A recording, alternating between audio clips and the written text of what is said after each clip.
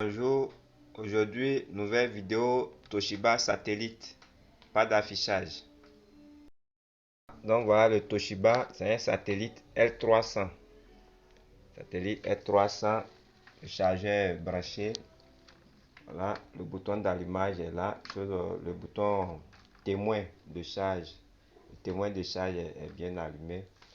Appuyez le power button, paf, ça tourne. Vous voyez, voilà, il y a un deuxième bouton témoin qui est là. La machine tourne, mais il n'y a rien à l'écran. Voilà. Vous voyez, il n'y a rien à l'écran. Oui, chers amis, il n'y a rien à l'écran. Voilà, j'ai déjà changé la RAM. Voilà, j'ai déjà changé la RAM, c'est une DDR2. J'ai enlevé le disque dur pour ne pas endommager le système. Voilà, donc satellite R300. Voilà, il n'y a pas d'affichage. Ok, j'ai enlevé le clavier. J'ai enlevé le clavier. Voilà, donc le connecteur Wi-Fi est là. Et le ventilateur tourne bien. Voilà. Donc, je vais tester le PLT reset pour voir si la machine démarre. Voilà, avant tout autre test. Je vais tester le PLT reset. Comme j'ai accès facilement au connecteur de Wi-Fi, je vais tester le PLT reset. Voilà, comme ça, en fonction de ce que je vais voir, je vais faire le reste. Soit brancher d'autres écrans, nettoyer, suivre, enfin, tous les tests que vous connaissez. Voilà. En fait, je commence par le PLT reset parce que j'ai eu facilement accès. Voilà, j'ai soulevé facilement le clavier. Voilà, si je n'avais pas facilement accès, j'allais tenter les autres choses d'abord. PLT reset, ça c'est un vieux Wi-Fi, donc c'est connecteur, c'est la patte 22. Puis c'est ici. Voilà. Au multimètre, on a combien? 0 volts. Le PLT reset ne sort pas, donc la carte ne démarre pas. Il faut que je passe chercher maintenant pourquoi la carte n'a pas démarré. Ouais, cher ami, ça m'évite beaucoup de choses. Changer écran interne, brancher à l'écran externe et les autres choses. Brancher HDMI, changer les RAM. Bon, c'est vrai, j'ai mis quelques barrettes de RAM, mais bon, ça n'a pas pris. Mais au moins, je suis sûr que la carte n'a pas démarré. Même s'il y a un problème de RAM, mais la carte n'a pas démarré. Quand j'aurai mon PLT reset présent à 3 volts en ce moment, je vais aller encore du côté des RAM pour essayer de voir s'il faut les changer ou pas. Voilà. Donc, on va essayer je vais essayer d'enlever la carte mère et puis aller chercher les power OK. Tout à l'heure même, j'ai exposé sur les power OK. La semaine dernière, j'avais exposé sur l'importance des power OK. La vidéo n'était pas terminée. Mais ce matin, je viens de terminer la vidéo. Il reste à monter. Voilà. Donc, avant que le PLT reset ne sorte, il y a le système power OK qui doit sortir d'abord. Donc, on va aller vérifier est-ce que le système power OK est présent. Si le système power OK est présent, on va venir voir est-ce que le ici power OK est présent. Si le ici power OK est présent, on va, qu'on appelle ça, on va descendre encore. En fait, voilà, c'est une chronologie. Voilà, système pas OK, PCH pas OK, ici pas OK, SP OK, et IMV pas good. Bon, patati patata, mon cher, tout le truc. Je suis en train d'épicer la machine pour avoir accès à la carte, mais puis aller voir pourquoi le pied tiré n'est pas présent. Pourquoi la machine ne démarre pas? Est-ce que les V-corps sortent? Attention du processeur.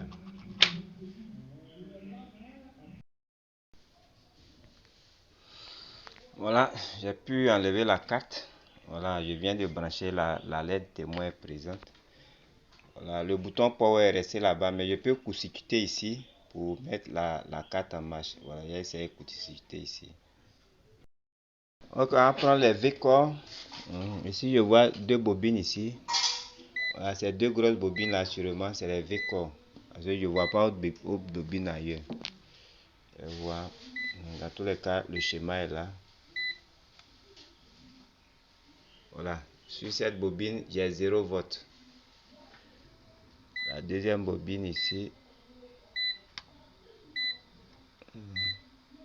Ici aussi, il y a 0 volt. Donc, on a deux bobines. Il y a la bobine L517 0 volt et puis L514 0 volt. Voilà. Donc, ici, L517, on a 0 volt. L514, voilà, 0 volt. Voilà, ça veut dire que le processeur n'a pas démarré. Le processeur n'a pas eu ses V-corps. Pourquoi? Puce VRM. Pourquoi le processeur n'a pas eu ses V-corps? La puce VRM. Est-ce que c'est pas elle qui est là? On dirait que c'est elle qui est là. TPS 51620. Où sont passés mes VCC corps? Chers amis, on va explorer. Chers amis, vous voyez, ça c'est une vieille carte. Sur les vieilles cartes là, tout est bien disposé. On n'a pas trop besoin de schéma. Regardez par exemple, vous voyez ici. Quand vous voyez ça, vous savez que ça c'est la puce. C'est 3 volts, 5 volts. Voilà. On va prendre sur la bobine ici. Voilà, 3 volts. Là c'est la 3 volts. Et puis de l'autre côté, c'est la 5 volts. Vous voyez. Bon, ça c'est pas compliqué. Je vois deux. Voilà, une paire encore. Ça doit être 1.05 et puis 1. Ici. Voilà, vous voyez, 1.8 volts. Voilà, ça c'est 1.8 volts.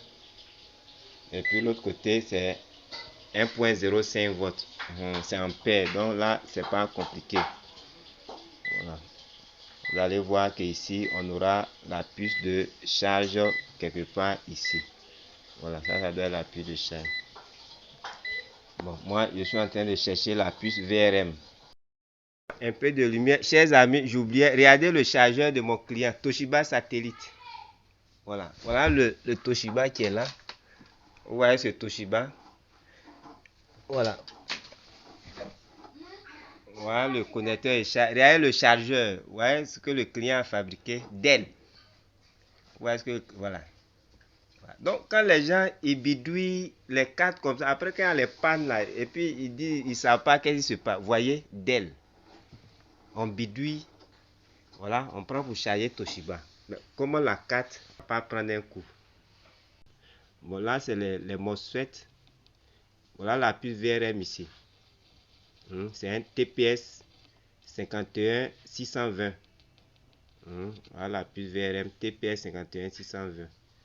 Voilà, donc cette puce VRM là va manipuler ces deux MOSFET là pour faire sortir le V-core sur cette puce. Il y a deux V-core. Voilà, elle va manipuler aussi ces deux autres MOSFET pour faire sortir l'autre V-core sur ce MOSFET là. Voilà, maintenant pourquoi les V-core n'arrivent pas, on va voir. Est-ce que la puce VRM à son alimentation, est-ce qu'elle est activée? On va vérifier ça. Voilà, si on vérifie qu'il n'y a pas de souci, on va voir est-ce que les MOSFET même n'ont pas de souci. Oui, pour une rare fois, j'ai eu le board view. Il y a eu le board view. Voilà, donc voilà, bon, vous voyez, voilà, voilà la carte. Voilà, donc je vais placer ma carte comme ça. Voilà, où est la position de la carte sur le board view. Donc de la même manière, je vais placer ma carte comme ça. Voilà ma carte, vous avez vu, j'ai pris la même position que le board view. C'est comme ça on fait. Vous mettez la carte dans la même position que le board view sur l'écran. Donc voilà le board view. La lumière gêne un peu. Donc voilà la puce VRM. L'alimentation est à la pâte 26. Vous voyez 5 volts VS. 5 volts source. Voilà, j'ai agrandi un peu. Voilà l'alimentation pâte 26. 5 volts source. Voilà, ici cette puce VRM là n'a pas la 19 volts. Voilà, il y a d'autres puces VRM qui ont la 5 volts et puis la 19 volts. Ici là c'est 5 volts seulement. La 19 volts va venir sur les MOSFET. Voilà, les MOSFET vont prendre la 19 volts. Il y a l'activation V-ON à la pâte 34.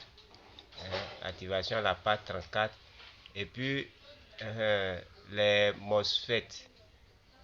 Les pattes qui vont aller activer les gates des MOSFET. Il y a DVR-H1 à la patte 30 et l'autre DVR2 patte 34. Il y a la patte 27 ici. Et puis l'autre c'est quelle patte?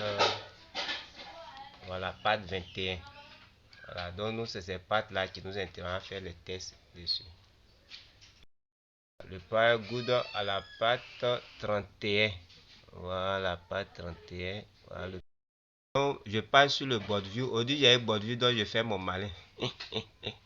Donc, pâte 26. Chers amis, voilà, je viens ici, pâte 26, je clique. Me voilà ici. Ici, je peux prendre le vein. Le vein, il y a voilà, l'activation pâte 34 ici. Voilà, quand je clique ici 34, vous voyez, je viens ici, lui-même, il vient ici, c'est sur cette patte. Ça, c'est l'activation. Voilà, donc les deux là m'intéressent beaucoup. Et puis il y a les autres valeurs là, pour les MOSFET. Il y a le Power Good. Le Power Good qui est là. Le Power VR Power Good, pas 31. Voilà, je clique ici, voilà, pas 31, je viens ici, vous voyez, c'est le board view vraiment c'est intéressant. Quand vous avez le board view et le schéma, vous avez au moins 80% pour réparer la carte. Voilà, donc je vais passer sur ma carte. Comme j'ai tous ces éléments, je vais passer sur la carte pour faire les mesures.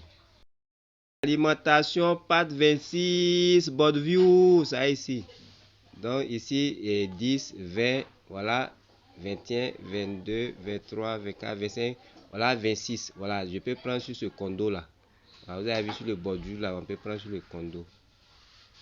Chers amis, 5 volts au multimètre. 5 volts au multimètre, voilà ça. Donc notre puce VRM est bien alimentée, 5 volts, hein, pas de 26. Sur le bordure là-bas, il y a plus sur le condo là. Activation, pas 34. 10, 20, 30, 34 ici, 31, 32, voilà, pas 34, activation vert enable. On va au multimètre 3.3 volts, 3.3 volts, chers amis, voilà, la VRM est activée. On va voir du côté des MOSFET, est-ce que le high MOSFET a son alimentation 19 volts. Voilà, donc sur le bord, vous voyez, voilà le high MOSFET, ça c'est le low MOSFET. Donc ici on doit avoir 19 volts sur les 4 pattes là, 19 volts. Vous voyez sur le bord ici, voilà, vous voyez ici, VBAT CPU, ça c'est 19 volts, VBAT CPU. La main 19 volts vient sur ces, voilà, ces éléments là, ici c'est un condo, voilà. On va venir sur le schéma. Voilà, donc chers amis, voilà le MOSFET qui 9. On doit avoir 19 volts ici. 19 volts sont là. Vous voyez sur le MOSFET ici. Voilà. On doit avoir même sur les condos là. Comme le montre le bordure, vous voyez, les 19 volts sont là. Donc le MOSFET est alimenté. Est-ce qu'elle est activée? On va voir sa gate. Je vais voir sa gate ici. Voilà la gate ici. Ah! 0, 0. La gate du MOSFET n'est pas activée. Ce n'est pas activé. On va voir l'autre high MOSFET. L'autre MOSFET. Voilà l'autre high MOSFET Q3. Voilà. Q3 aussi a sa 19 volts. Voilà. L'autre high MOSFET Q3 a sa 19 volts. Vous voyez au multimètre. Voilà. Vous voyez le board view là-bas. Q3. Même les condos qui sont en bas. On va prendre sur le condo. On prend sur le condo ici. Voilà. 19 volts. Donc Q3 a son alimentation. Est-ce que Q3 est activé? On va voir sa gate. Voilà la gate de Q3. Voilà la gate de Q3. C'est activée par la VRM. Bien ici. 0, 0. Chers amis, la VRM n'arrive pas à activer les MOSFET. VRM, qu'est-ce qui se passe? Chers amis, on va aller voir au niveau de la VRM. Est-ce que les activateurs là sautent là-bas? Vous voyez la gate de Q3, voilà ça. C'est activé par quoi? Regardez ici, par la patte 21 de la VRM. Je vais agrandir. Voilà, vous voyez. Voilà, c'est la patte 21 de la VRM. Voilà la VRM, voilà la patte 21 de la VRM qui est là. On va mesurer la patte 21. Les amis, 0, 0. Voilà, donc la VRM ne fait pas sortir l'activation de la gate de Q3, 0, 0. On va aller voir Q9. Q9, voilà la gate ici. Voilà la gate au niveau de la puce. On va agrandir. au niveau de la puce VRM, c'est patte combien? Patte 30. Voilà, c'est la patte 30. Voilà, donc on va aller au niveau de la VRM. Voilà, pour prendre la patte 30. La patte 30, chers amis. Je vais au multimètre, patte 30. Vous voyez 0,03. 0,03. Ici non plus, la VRM ne fait pas sortir l'activation de la gate. Le high MOSFET. Chers amis, je vais voir est-ce qu'il n'y a pas un court-circuit sur ces gates là. On ne sait jamais. Voilà, donc j'ai mis le multimètre en mode diode. Je vais faire quelques tests de continuité. La machine est toujours allumée. Je vais l'éteindre. Voilà, donc je débranche. Mode diode, j'ai mis le multimètre ici. Mode diode, bon, je vais toucher ici. Voilà, ce trou là, vous voyez 0, 0. Voilà, quand je touche la masse, là je suis à 0, 0. Je vais venir sur la gate de mon MOSFET. À la première gate ici, ça sonne.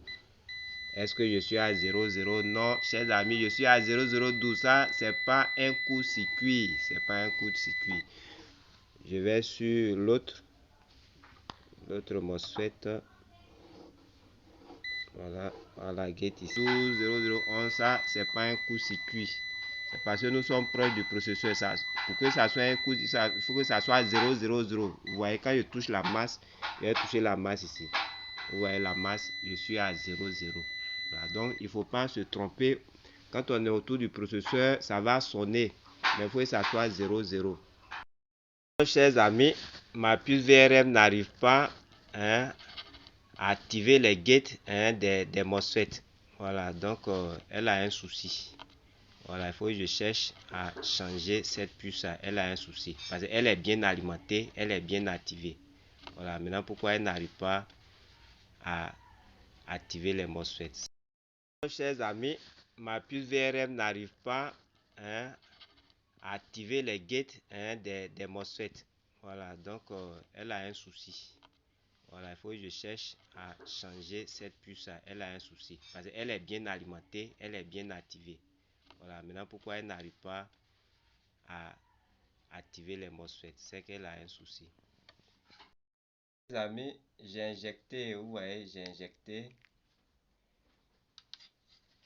injecté ici, vous voyez là, 1 volt 2 ampères, comme je vous l'ai montré après, j'ai déjà fait. Voilà, vous voyez, voilà le MOSFET là, Q combien là même? C'est Q10, Q9. Voilà le MOSFET Q9 là. Voilà, donc comme il n'y a rien sur la gate, donc j'ai injecté 1 volt 2 ampères. Comme vous l'avez vu sur le power supply, j'ai injecté 1 volt 2 ampères sur la gate ici. Voilà. Et avant d'injecter, j'ai mis mon multimètre. Voilà, j'ai dit je vais injecter et puis voir est-ce que les V-corps vont sortir quand je vais mettre le poste en marche.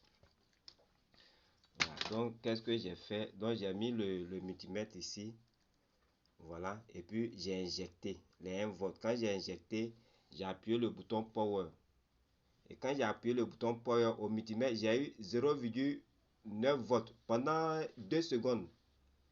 Pendant 2 secondes, j'ai eu 0,9 volts ici sur la bobine, sur le V-core. C'est-à-dire que le V-core est sorti pendant 2 secondes et puis paf, ça a disparu. Voilà, quand ça a disparu, je me suis rendu compte que le voyant du chargeur là était éteint. Voilà, j'ai débranché le chargeur, j'ai débranché au secteur et puis j'ai rebranché le chargeur, le voyant est venu. Mais quand je viens brancher, voilà, je me suis rendu compte que bon, la 19 V sortait, ça venait sur le fusible. La 19 V venait sur le premier MOSFET ici, mais ça ne traversait pas. Voilà, la 19 V est là, mais ça ne traverse pas. Ici, là, c'était 0. Sur la récente écharpe aussi, c'était 0. Voilà, donc j'ai vu que vraiment il y a un problème. Le fait d'injecter sur la gate du high MOSFET ici a créé un problème. Voilà, donc le fait que quand je branche le chargeur là, le voyant s'en va, je me suis dit que il y a un court-circuit. Donc qu'est-ce que j'ai fait? Je suis venu injecter ici 2 volts 2 ampères sur la résistance de charge. Voilà. Et donc quand j'injecte les 2 volts 2 ampères sur la résistance de charge, voilà, au niveau de ce MOSFET là, le high MOSFET ici, ça chauffait. Voilà, lui là chauffait, mais lui là chauffait plus. Voilà. Donc je l'ai dessoudé, vous voyez, je l'ai dessoudé. Je l'ai dessoudé. Voilà, sinon, voilà ça ici. Voilà, quand je branche le chargeur maintenant, le voyant ne s'éteint plus. Vous voyez le voyant là, ça ne s'éteint plus.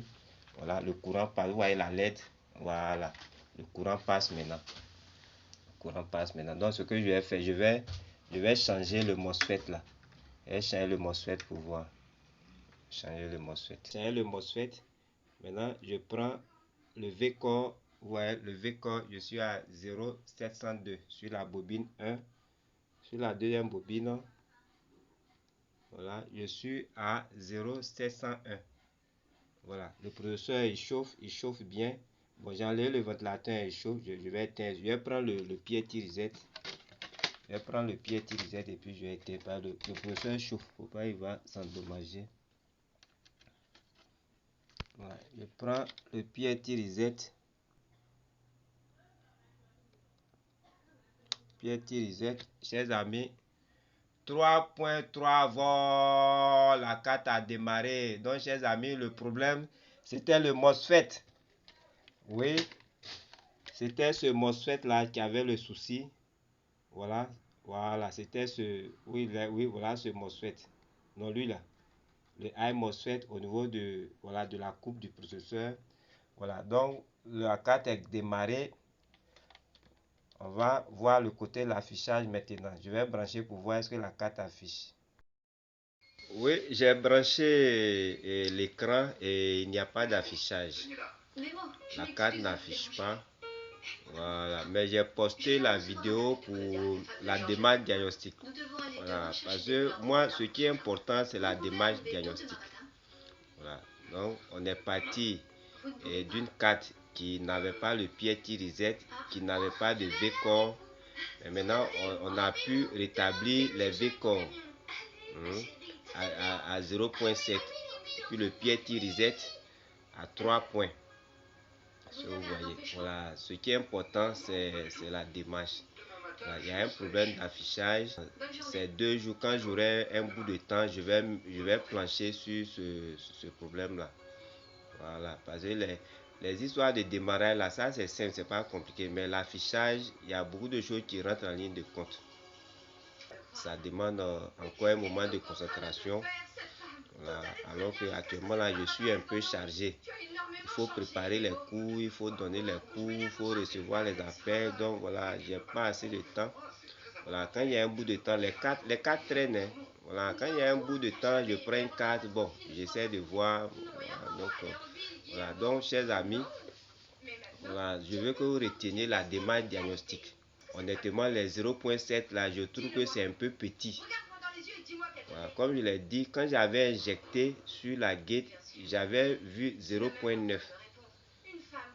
J'ai vu 0.9. Voilà, 0.7 c'est un peu petit, mais comme le PIETY reset sort, tant mieux. Le PIETY reset sort, donc ça veut dire que avec ces 0.7, la carte a démarré. Voilà, donc je vais aller voir est-ce que tous les éléments de l'affichage sont présents. Merci de m'avoir suivi. On vous attend. Ceux qui ne sont pas encore inscrits pour la formation, on vous attend. Voilà, c'est pour vous on fait tout ça, pour que vous puissiez voir que c'est pas aussi compliqué et être encouragé à vous inscrire pour être formé. Il faut se former, c'est important. Parce que les vidéos que nous mettons là, ça peut pas former quelqu'un. Ça peut pas former quelqu'un. Ça peut vous montrer quelques pistes, mais pendant la formation, il y a des secrets, le fond de la marmite. Le fond de la marmite, c'est le fond de la marmite qui peut former quelqu'un. Parce que vous avez vu, quand vous allez avoir une difficulté, vous allez essayer de faire comme ça, alors que peut-être que ce n'est pas les mêmes hypothèses. Voilà, ce n'est pas les mêmes problèmes. Le problème qui fait que l'affichage ne vient pas, peut-être c'est pas la même chose. Alors que si vous êtes formé, nous on vous donne la démarche à suivre. Et quand vous suivez la démarche, ça vous permet de trouver le problème. Mais si vous ne suivez pas la démarche, que vous voulez forcément suivre la démarche que nous on a fait alors qu'on n'a pas les mêmes hypothèses, vous voyez qu'il y a un souci. Bonne nuit à tous.